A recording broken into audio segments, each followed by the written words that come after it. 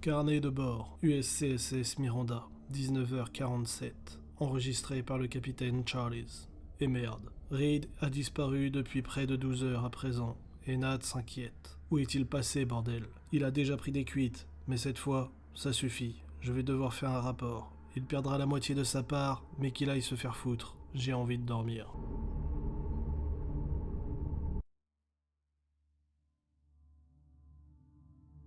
Bonjour à tous, ici Asdar et aujourd'hui je vais vous aider à préparer votre histoire. En ce moment nous sommes sur une série concernant le kit de démarrage du GDR Alien et nous en sommes rendus à la 4e partie qui détaille donc les règles de combat et de panique. Donc on va voir quels outils sont fournis pour le meneur, la meneuse, mais également pour les victimes, afin de savoir comment gérer cela en partie. Je ne vais pas passer point par point les règles, j'ai franchement autre chose à faire, et vous aussi. Les règles de toute façon, ça se lit, ça ne s'écoute pas. Par contre, voir comment les exploiter, cela peut nous intéresser. Donc, il y a toujours la même manière de fonctionner dans le bouquin, qui est très bonne. Toujours des petits textes d'ambiance, toujours des exemples, toujours des conseils. On est vraiment dans un ouvrage qui est destiné à un public qui débuterait dans le jeu de rôle, autant que pour un public qui va être plus expérimenté. Les règles étant très simples, ils n'ont pas besoin de détailler pendant des heures et des heures comment elles fonctionnent. Par contre, ils ont besoin de détailler les conséquences des règles et les options offertes aux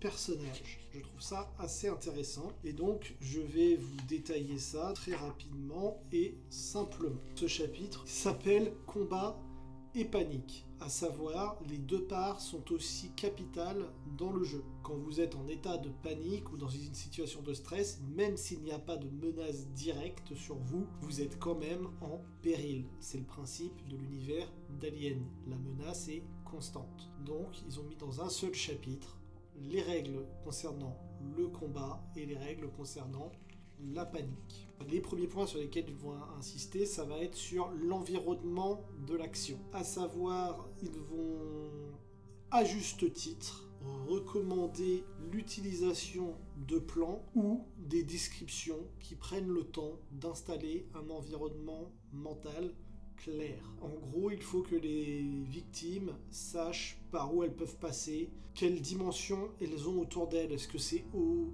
bas, est-ce qu'elles doivent ramper, est-ce qu'elles peuvent se cacher, ce genre de choses. Les victimes vont avoir besoin de ces informations. Avoir des plans aide si vous n'aimez pas les plans ou que vous êtes dans une situation qui fait que vous ne pouvez pas en faire. Avoir une bonne prise de parole sur la description des lieux, ne pas hésiter à revenir quand les victimes demandent si elles peuvent faire ça ou ça, en disant oh, alors il y a le couloir, il tourne comme ça, donc tu vois jusqu'à telle distance, normalement après c'est comme ça mais t'es pas sûr, t'y es jamais allé, ce genre de choses. En gros, prendre vraiment le temps d'être sûr que tout le monde sache comment c'est autour de soi. Il va y avoir une notion très importante, alors elle est toujours importante dans les jeux de rôle, mais de frontières et de lignes de vue. L'univers de l'horreur repose sur la conscience qu'il y a une menace, mais ne pas savoir où elle est très important. Et par conséquent, avoir ce côté de tu le vois pas là-bas, la porte est fermée, c'est trop loin, il y a un obstacle, c'est sombre, voilà. En gros, toujours en permanence, essayer de les garder dans le flou. Si vous regardez un bon film Alien,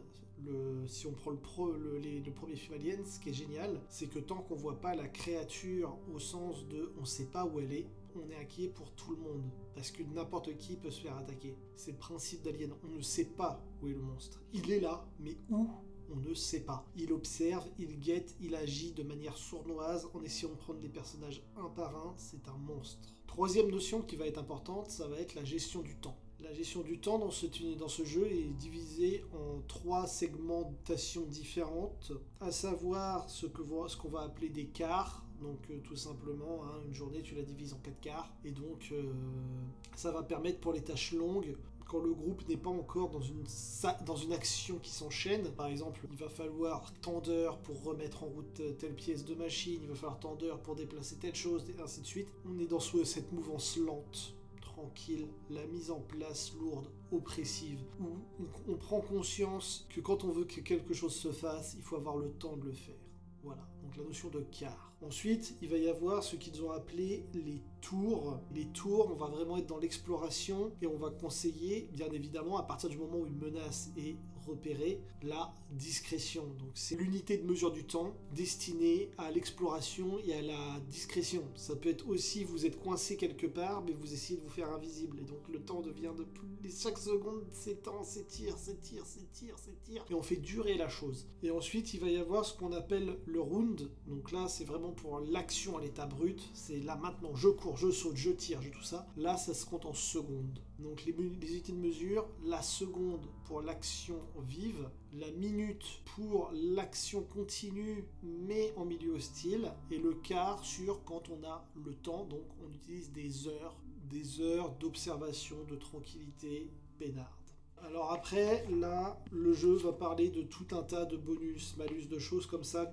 Là, je laisserai aux meneurs, meneuses et aux victimes le temps qu'il faut pour assimiler tout ça. Grosso modo, ce qu'il faut retenir, c'est que l'environnement va apporter des malus et des bonus au test, que bien sûr, en fonction des situations, on va pouvoir se faciliter ou augmenter la difficulté de tout ce qu'on entreprend, ce genre de choses. Il va y avoir des modes de déplacement, donc le mode discret, donc là c'est quand on passe justement au mode de tour, donc on essaye de ne pas se faire voir, et donc bien sûr ce mode reste actif, soit jusqu'à ce qu'on arrive à aller en sûreté et donc repasser en mode quart, soit jusqu'à ce que y ait quelque chose qui fasse qu'on rentre dans l'action, soit de façon volontaire, c'est-à-dire on a réussi à tendre une embuscade, ou alors on a été pris en embuscade.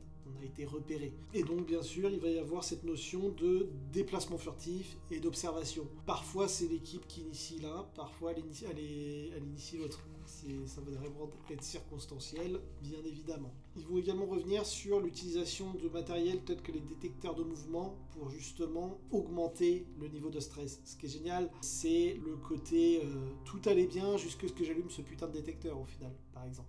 Ils vont parler de l'ordre d'initiative, de comment on peut changer les initiatives, de l'initiative des groupes de monstres, de tout ça, du tour d'action. L'action dans un tour de combat va être divisée en une action dite lente et une action rapide. Autrement dit, chaque personnage va pouvoir faire 2 activités. La plupart des actions lentes vont requérir de faire un test. La plupart des actions rapides n'en demanderont pas. Bien sûr, il y a des exceptions, comme toujours. Il va y avoir aussi une notion très importante dans l'univers d'Alien d'embuscade et d'attaque furtive. Prendre l'adversaire par surprise, ça va forcément payer. Et il faut se rappeler, on est dans Alien, les xénomorphes, ce sont des créatures qui sont extrêmement douées pour attaquer par surprise. Elles sont bien plus vulnérables quand elles ne prennent pas par surprise, et par conséquent, leur stratégie va grandement reposer sur le fait de prendre la victime par surprise. Après, il va y avoir toutes les options qui vont parler bien évidemment de ce que l'on peut faire au combat, attaquer, se défendre, bloquer, pousser, tout ça.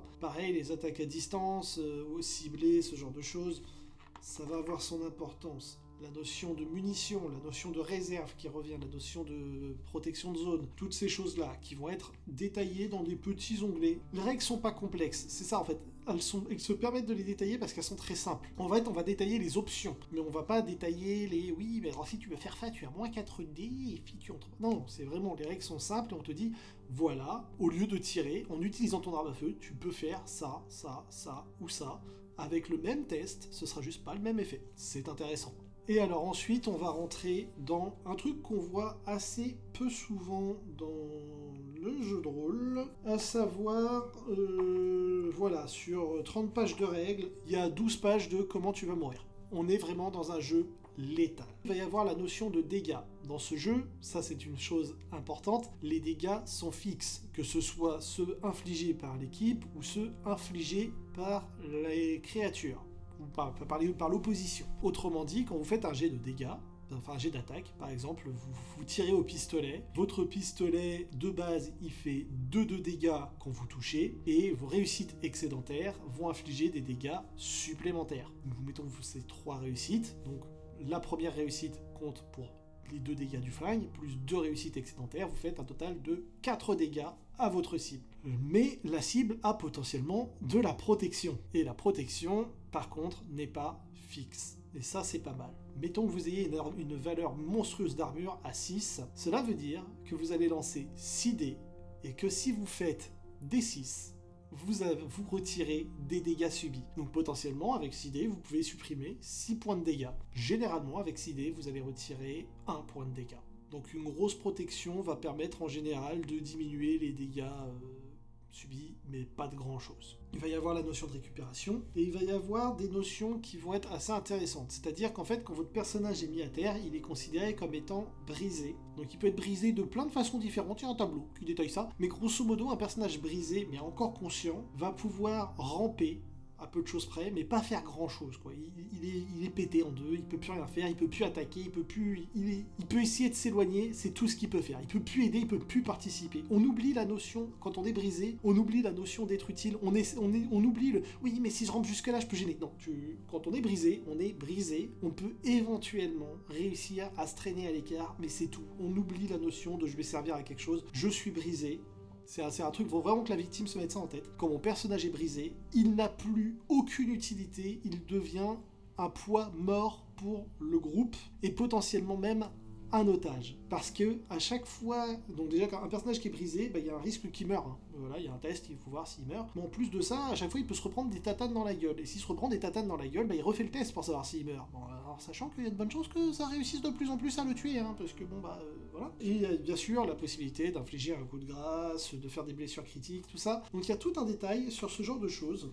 Vous avez un tableau qui se tire au D66. Un D66, le principe est très simple. On jette 2 D6 et il y a un dé qui sert pour les dizaines, un dé pour les unités, tout simplement. Et on obtient un résultat entre 11 et 66, mais donc avec une base qui va de 1 à 6. Hein.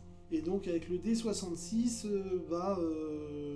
alors je vais faire simple. À partir de 44 sur les résultats, la blessure peut être mortelle. C'est-à-dire soit elle est mort instantanée, soit elle est mort si tu fais rien. Faire quelque chose, c'est rapide. C'est genre t'as quelques secondes ou si t'as vraiment de la chance, quelques minutes pour que la personne soit sauvée. Après quoi, elle est morte. C'est pour ça que le jeu est extrêmement létal. Parce que généralement, un xénomorphe, il met un coup, t'es à terre et potentiellement déjà en train de mourir. Il est possible de s'en sortir, c'est très peu probable. Et il y a de bonnes chances que, malgré le fait que vous soyez très attaché à votre personnage, qui a tenu jusqu'au 3e acte, dernière scène, là il meurt. C'est dommage, mais en même temps, c'est comme dans un film Alien, hein. Jusqu'à la dernière seconde, on peut mourir. C'est ça, Alien. Faut pas l'oublier. Ça, c'est pour la partie physique. Et bien sûr, il y a la partie psychologique, qui commence en étant intronisé par traumatismes mentaux permanents. Voilà, hein, c'est le premier tableau de jet qui est proposé. Oui, on peut finir complètement brisé psychologiquement. Et donc il va y avoir un niveau de stress qui va être croissant en cours de jeu, on a quelques petites options pour diminuer le niveau de stress, mais il a pour vocation d'augmenter. Plus on est stressé, plus on lance de dés, mais plus on a de chances de paniquer. Quand on doit faire un test de panique, ce qu'il se passe, c'est qu'on va lancer un D6 auquel on va ajouter son niveau de stress, et cela va avoir des conséquences sur le personnage. De 1 à 6, quand on fait ce jet de dés, de 1 à 6, le résultat c'est « ça va, je tiens ». À partir de 7, on commence à trembler, et plus ça va être de la panique, ça peut être se mettre à hurler, ça peut être tomber par terre, je fais plus rien. Voilà, c'est vraiment, le personnage est de plus en plus détruit psychologiquement, il n'arrive plus en fait à soutenir ce qui se passe, entre ses camarades qui meurent, les horreurs environnantes, le fait que putain la radio marche plus, on peut plus contacter la compagnie, on peut plus rien faire, en fait on est coincé et tout. Le personnage entre en situation de panique totale. Ce qui est bien sûr du pain béni pour l'adversaire, pour l'opposition. C'était ce qu'on peut se prendre dans la tronche en combat, plus les conséquences de la petite aventure qui vont faire que le personnage, il est pas bien, il va pas bien, faut dire ce qui est, mais c'est pas tout. Il y a d'autres périls, je vais en citer quelques-uns. Mourir de faim, partir dans le vide, tomber malade, se prendre une explosion, se noyer, être confronté à un cyborg, ça aussi ça a un impact, les êtres synthétiques affectent l'état d'esprit de l'équipage, le risque des radiations, et bien évidemment, les monstres. Alors, en type d'opposant, vous avez deux choses. Vous avez les adversaires humains, donc ou les androïdes, mais en gros, ça va être des personnages qui vont jouer comme les victimes. Ils vont faire les mêmes tests, les mêmes types d'actions, tout ça. Et il va y avoir les monstres. Le xénomorphe, il ne fait que deux choses. Il se cache pour approcher les victimes et il frappe au corps à corps. Et quand il frappe, il ne fait pas de jet d'attaque. Il lance un D6 et on regarde ce qu'il se passe par rapport au type de xénomorphe auquel on a affaire. Il y a des xénomorphes qui vont s'enfuir, il y a des xénomorphes qui vont faire une frappe mortelle direct, il n'y a pas de test, ils tuent. Il faut vraiment faire gaffe sur les tests, les monstres sont ultra ultra létaux. Le petit xénomorphe de merde peut one-shot. Le petit.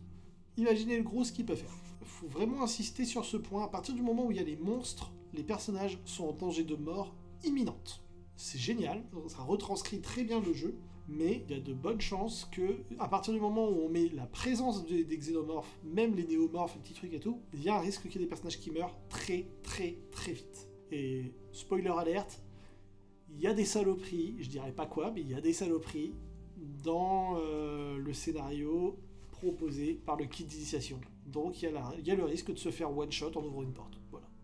Il faut être clair sur ce point-là. Il existe dans le scénario de base. Et au cas où son personnage meurt, le kit d'initiation propose des PNJ secondaires à jouer qui vont avoir un seul objectif pour l'ensemble de l'histoire. Donc si on n'a pas de bol, on se fait tuer à l'acte 1, on n'a pas accompli l'objectif de son personnage de l'acte 1, donc on fera pas celui de l'acte 2 ni celui de l'acte 3, mais par contre on va avoir un objectif de PNJ pour l'ensemble de l'histoire, au cas où. Les créatures sont mortelles, par contre, il est tout à fait possible de buter. Il est possible, voilà. Par contre, on va être fair play aussi. Les victimes ont de la chance sur les jets de dés, enfin pas de la chance, mais réussissent leur jet. Voient une créature, tirent dessus, la battent, le xénomorphe il meurt. Il n'y a pas de souci, il n'y a pas de. Trois tirs de fusil à pompe dans le xénomorphe, il n'y a plus de xénomorphe, il n'y a pas de problème. Il n'y a pas à vous inquiéter à ce niveau-là, si vous touchez, mais il faut toucher. Et donc justement, parlant de toucher et autres, ce sera pour la prochaine partie, à savoir la partie concernant l'équipement, qui est assez intéressante. Ils ont réussi à rendre l'équipement intéressant et narratif dans le jeu. Je trouve ça cool. Avant d'arrêter, je vais revenir quand même sur la notion de psychologie et de blessure. Il est très important de comprendre en fait que votre personnage, vous n'avez pas pour vocation à ce qu'il soit brisé, et vous n'avez pas pour vocation à ce qu'il devienne fou. Mais c'est un risque que ça se produise. En fait, je vais être honnête, ce serait très étonnant que ça ne se produise pas. Sachant cela, à partir du moment où on sait qu'il y a de bonnes chances que cela se produise, bah autant ne pas se prendre la tête tout de suite et réfléchir d'emblée à comment mon personnage va réagir s'il voit un camarade mourir. Comment est-ce qu'il va réagir s'il se fait arracher une jambe? Comment est-ce qu'il va réagir? Vous pouvez en amont penser à ça. Parce que en fait, c'est un risque que ça arrive. Quand je dis que le jeu est impitoyable, il est impitoyable. Vous pouvez rester avec un personnage qui ne peut plus se déplacer. C'est-à-dire, vous pouvez encore parler, vous êtes le capitaine, vous pouvez encore donner des ordres et tout, mais par contre, vous êtes bloqué sur une chaise. Vous pouvez plus rien faire. Vous pouvez bien évidemment demander au meneur ou à la meneuse, bah, moi, mon personnage, là, ça me plaît pas de le jouer comme ça, est-ce que tu peux me filer un PNJ qui va jouer sur le terrain? Parce qu'en fait, j'ai pas envie de jouer un personnage qui ne peut pas aller sur le terrain, donc file-moi un personnage qui peut aller sur le terrain, même s'il est moins bien, au moins, je pourrais faire quelque chose. À l'inverse, vous pouvez dire, bah écoute, oui, je vais pas pouvoir être utile aux autres, donc à la rigueur, si tu veux, tu me fais faire les jets de dés pour le kiki qui l'accompagne, si voilà, ça te fait plaisir, mais moi je veux rester dans ma cabine à continuer à donner les instructions, à continuer à monitorer tout, je veux aller jusqu'au bout de cette histoire avec ce personnage-là. Mais par contre, réfléchissez avant même de commencer à que faire si jamais votre personnage se fait pulvériser la tronche, comment vous le vivrez. Comme ça vous évite d'être bloqué par l'injustice de la situation de votre personnage. Partez d'emblée en vous disant il y a des bonnes chances que mon personnage se retrouve dans une situation injuste. Mais c'est ok. C'est un jeu qui est comme ça, c'est un univers qui est injuste. Mon personnage va probablement être dans une situation injuste. Comment est-ce que je peux en tirer parti? Et je pense, en faisant ça, que vous pouvez prendre du plaisir même si votre personnage se retrouve vraiment dans une situation très déplaisante. Ça restera pénible, hein. Quand on a commencé à s'attacher à un personnage, le fait qu'il se fasse diminuer ou qu'il meure est très déplaisant. Mais à partir du moment où on s'est mis en tête que ça peut arriver, ok, ça c'est noté, ça peut se produire, j'ai un plan B, j'ai un plan C, voilà. Au moins, on a ça en tête. Et c'est plus facile à vivre. Oui, c'est plus facile à vivre si on a en tête le fait que notre personnage va probablement être dans une situation difficile à un moment donné. C'était tout pour moi. C'était Azdar, et j'espère pouvoir vous aider à construire vos histoires. La prochaine fois, nous verrons la dernière section du livret de règles du kit de démarrage, à savoir la partie concernant l'équipement et comment il est présenté et comment l'intégrer à la fois dans son personnage et à la fois dans son récit. C'est très important, alors surtout dans un univers futuriste, l'équipement peut avoir un impact assez important sur l'histoire. Par conséquent, il est assez important de l'amener de manière réfléchie. Donc je vous présenterai ça la prochaine fois. En attendant, si ça vous a plu, n'hésitez pas à vous abonner, à jeter un œil à mes autres vidéos, mettre un petit commentaire, un petit pouce en l'air, ce genre de choses. Si ça vous a pas plu, pas besoin de mettre un pouce en bas, ça fait pas plaisir, mais un petit pouce en l'air, et puis vous me dites, ouais, ça, je l'aurais pas fait comme ça, ou ça, t'aurais pu dire ça comme ça, ou ouais, j'avais pas vu ça comme ça. Mais voilà, n'hésitez pas à mettre un petit commentaire, toujours, ça ferait plaisir. Et à vous abonner surtout. Pour vous, ça peut paraître secondaire, mais je suis une toute petite chaîne, et avoir un petit abonnement en plus, pour moi, ça compte encore. Je suis pas au millième près, je suis au 10e près, moi. Laissez les petits vivre, bon sang. Donc la prochaine fois, l'équipement, et après on attaquera le one-shot. J'espère que ça vous a plu. Bonne journée à vous. Ciao.